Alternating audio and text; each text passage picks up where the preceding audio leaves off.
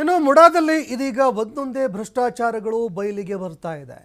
ಮುಡಾದಲ್ಲಿ ಬಗೆದಷ್ಟು ಬ್ರಹ್ಮಾಂಡ ಭ್ರಷ್ಟಾಚಾರಗಳು ಬಯಲಿಗೆ ಬರ್ತಾ ಇದೆ.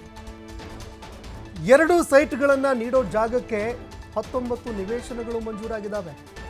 ಕೇವಲ 2 ಸೈಟ್ಗಳನ್ನು ಕೊಡಬೇಕಾಗಿತ್ತು. ಅಂಥ ಜಾಗಕ್ಕೆ ಮಂಜೂರಾಗಿದ್ದು 19 ನಿವೇಶನಗಳು. GT ದೇವೇಗೌಡರ ತಂಗಿ ಮಗ ಮಹೇಂದ್ರ ಎಂಬವರಿಗೆ ನಿವೇಶನಗಳು ಹಂಚಿಕೆಯಾಗಿದ್ದಾವೆ. GT ದೇವೇಗೌಡ ಅವರು ತಮ್ಮ ಪ್ರಭಾವವನ್ನು ಬಳಕೆ ಮಾಡಿಕೊಂಡು ನಿವೇಶನಗಳನ್ನು ಕೊಡಿಸಿರುವಂತಹ ಆರೋಪ ಕೇಳಿಬರ್ತಾ ಇದೆ.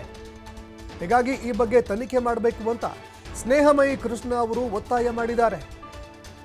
ಇನ್ನು ಮುಡಾ ಯಾವಾಗ ಭೂಮಿಯನ್ನ ವಶಕ್ಕೆ ಪಡೆದುಕೊಳ್ತು ಎಂಬ ಬಗ್ಗೆ ಮಾಹಿತಿ ಇಲ್ಲ. ಯಾವಾಗ ಭೂಮಿ ವಶಪಡಿಸಿಕೊಂಡ್ರೂ ಗೊತ್ತಿಲ್ಲ. ಆದರೆ 2.22 ಎಕರೆ ಭೂಮಿಯನ್ನ ಉಪಯೋಗಿಸಿಕೊಂಡಿರೋದಾಗಿ ಮುಡಾ ಕೂಡ ಹೇಳಿದೆ. ಮುಡಾ ಅವರು ಕೂಡ ಇದಕ್ಕೆ ಸಂಬಂಧಪಟ್ಟಂತೆ ಸ್ಪಷ್ಟೀಕರಣ ಕೊಟ್ಟಿದ್ದಾರೆ. ದೇವನೂರು ಗ್ರಾಮದ ಸರ್ವೆ ನಂಬರ್ 81/2ರಲ್ಲಿ ಇರುವಂತಹ ಭೂಮಿ ಇದು.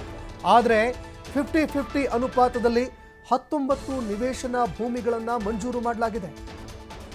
ದೇವನೂರು ಗ್ರಾಮದ ಭೂಮಿಗೆ ವಿಜಯನಗರ 3ನೇ ಹಂತದಲ್ಲಿ ನಿವೇಶನಗಳನ್ನು ನೀಡಲಾಗಿದೆ ಅಂತ ಸ್ನೇಹಮಯಿ ಕೃಷ್ಣ ಅವರು ಗಂಭೀರ ಆರೋಪ ಮಾಡಿದ್ದಾರೆ. ಇದೀಗ ಒಂದೊಂದೇ ಭ್ರಷ್ಟಾಚಾರಗಳನ್ನು ಬಯಲಿಗೆಳೆಯುವಂತಹ ಕೆಲಸವನ್ನು ಸ್ನೇಹಮಯಿ ಕೃಷ್ಣ ಅವರು ಮಾಡ್ತಾ ಇದ್ದಾರೆ. 2 ನಿವೇಶನ ಮಾತ್ರ ಕೊಡಬಹುದಾಗಿತ್ತು. ಬಹಳ ಅಂದರೆ ಬಬ್ಬ ಅಂದರೂ 2 ನಿವೇಶನಗಳನ್ನು ಕೊಡಬಹುದಾಗಿತ್ತು.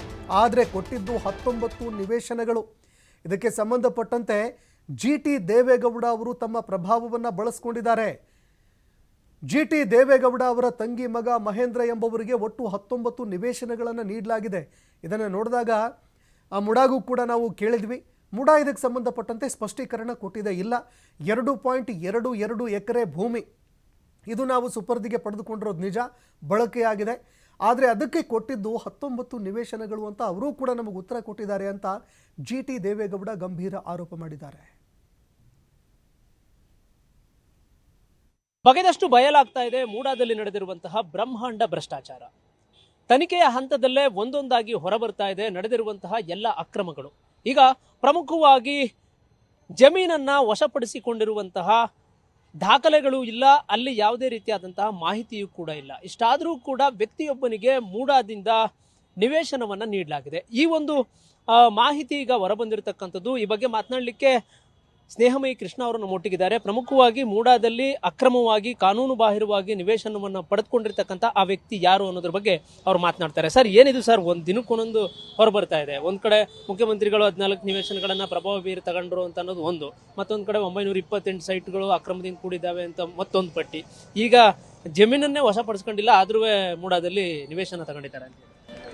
ಸರ್, ಇಲ್ಲಿ ಮೂಡಾದಲ್ಲಿ ಸಾವಿರಾರು ನಿವೇಶನನ್ನ ಕೆಲವು ರಾಜಕಾರಣಿಗಳು ತಮ್ಮ ಹೆಸರಲ್ಲಿ, ತಮ್ಮ ಕುಟುಂಬದ ಹೆಸರಲ್ಲಿ, ತಮ್ಮ ಸಂಬಂಧಿಕರ ಹೆಸರಲ್ಲಿ, ಈ ಥರ ತಮ್ಮ ಆಪ್ತರ ಹೆಸರಲ್ಲಿ, ಈ ಥರ ಹಲವಾರು ಇದರಲ್ಲಿ ಬೆನಾಮಿಯಾಗಿ ಮತ್ತು ನೇರವಾಗಿ ಪಡ್ಕೊಂಡಿರುವಂಥದ್ದು. ಈ ಥರ ನೋಡೋಕೆ ಹೋದ್ರೆ ಇನ್ನೂ ಬಹಳಷ್ಟು ಹೊರಬರ್ತವೆ ಅಂತ ಹೇಳಿ ಸರ್. ಈಗ ತನಿಖೆ ನಡೀತಾ ಇರೋ ಹಂತಗಳು ನೋಡಿದ್ರೆ ಒಂದೊಂದಾಗಿ ಹೊರಬರ್ತಾ ಇದ್ದಾವೆ. ಇದರಲ್ಲಿ GT ದೇವೇಗೌಡರ ಪ್ರಭಾವ 100% ಇದೆ ಅಂತ ಅಂತೀರಾ? ಖಂಡಿತವಲ್ಲ ಸರ್, ಅವರ ಪ್ರಭಾವ ಇದೆ. ಈ ರೀತಿ ಕೆಲಸಗಳು ಸಾಧ್ಯನೇ ಇಲ್ಲ.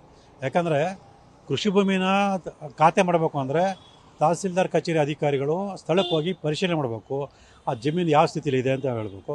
ಆ ಜಮೀನಿನ ಹತ್ರ ಹೋದಾಗ ಅಲ್ಲಿ ನಿವೇಶನ ಇರಬೇಕಾದ್ರೆ, ಮತ್ತು ಮನೆಗಳು ಕಟ್ಟಿರಬೇಕಾದ್ರೆ, ರಸ್ತೆ ಇರಬೇಕಾದ್ರೆ ಇವರು ಹೇಗೆ ಕೃಷಿ ಭೂಮಿ ಖಾತೆ ಮಾಡ್ತಾರೆ ಸರ್? ಇವರ ಪ್ರಭಾವದಿಂದ ಈ ಥರ ಸುಳ್ಳು ಅಧಿಕಾರಿಗಳು ಸುಳ್ಳು ದಾಖಲೆ ಸೃಷ್ಟಿ ಮಾಡಿ ಇವರು ಅಕ್ರಮ ನಿವೇಶನ ಪಡೆಯೋದಕ್ಕೆ ಅವಕಾಶಗಳು ಮಾಡಿಕೊಟ್ರಂಥದ್ದು. ಅಂದರೆ ಈಗ ಮೂಲ ವಾರಸುದಾರರು ಯಾರು, ಅದು ಯಾವ ಸರ್ವೆ ನಂಬರ್ ಬರುತ್ತೆ, ಯಾವ ಊರು ಬರುತ್ತೆ, ಇದೇನಾದರೂ ಮಾಹಿತಿ ಇದೆ ಸರ್? ದೇವನೂರು ಗ್ರಾಮದ ಸರ್ವೆ ನಂಬರ್ 82/1 ಅಂತ ಹೇಳ್ಕೊಂಡು ಬಂದಿದೆ. ಆ ಮೂಲ ಮಾಲೀಕರು ಇಲ್ಲ ಸರ್. ಈಗ ಮೂಲ ಮಾಲೀಕರ ವಾರಸುದಾರರಿಂದ ಇವರು ಖರೀದಿ ಮಾಡಿದೆ ಅಂತೇಳಿ ಸುಳ್ಳು ದಾಖಲೆ ಸೃಷ್ಟಿ ಮಾಡ್ಕೊಂಡಿರೋಂಥದ್ದು. ಅಂದರೆ ಈಗ ಒಟ್ಟಿನಲ್ಲಿ ಅದು ಮಹೇಂದ್ರ ಅನ್ನೋರಿಗೆ ಸಂಬಂಧಪಟ್ಟಿದ್ದ ಭೂಮಿ ಅಂತ ಅನ್ನೋದಕ್ಕೆ ಯಾವುದೇ ದಾಖಲೆಗಳಿಲ್ಲ. ಖಂಡಿತ ಅಲ್ಲ ಸರ್. ಸುಳ್ಳು ದಾಖಲೆ ಏನು ಕ್ರಯಪತ್ರ ಮಾಡ್ಕೊಂಡ್ರೆ ಅದನ್ನು ಹೊರತುಪಡಿಸಿದ್ರೆ ಮೂಲ ದಾಖಲಾತಿ ನೋಡಿದಾಗ ಅಂದರೆ 92ರ ನಂತರ ಅದು ಮೂಡಾಕ್ಕೆ ಸೇರಿದ ಆಸ್ತಿ ಅಂತ ಕಂಡು ಬರ್ತಕ್ಕಂಥ. ಈ GT ದೇವೇಗೌಡ ಅವರ ಸಂಬಂಧಿಗೆ ಏನೀಗ 18 ನಿವೇಶನ ಹೋಗಿದೆ. ಇದನ್ನು ನೋಡಿದ್ರೆ ಮುಖ್ಯಮಂತ್ರಿಗಳಿಗೆ ಸಂಬಂಧಪಟ್ಟಂತ 14 ನಿವೇಶನಗಳಿಗಿಂತನೂ ಕೂಡ ಹೆಚ್ಚಿನ ಅಕ್ರಮ ಇದು ನಡೆದಿದೆ ಅಂತ. ಹೌದು ಸರ್. ಯಾಕಂದರೆ ಸಿದ್ದರಾಮಯ್ಯ ಅವರ ದಾಖಲೆಗಳು ನೋಡಿದಾಗ ಅವರು 96ನೇ ಇಸ್ವಿನಲ್ಲಿ ಅಂದರೆ ಬಡಾವಣೆ ರಚನೆ ಮಾಡೋಕ್ಕಿಂತ ಮುಂಚೆ ಅಂದರೆ ಅವರು ಆ ಸಂಚನ ರೂಪಿಸಿದ್ರು ಅಂತ ಕಂಡು ಬರ್ತದೆ.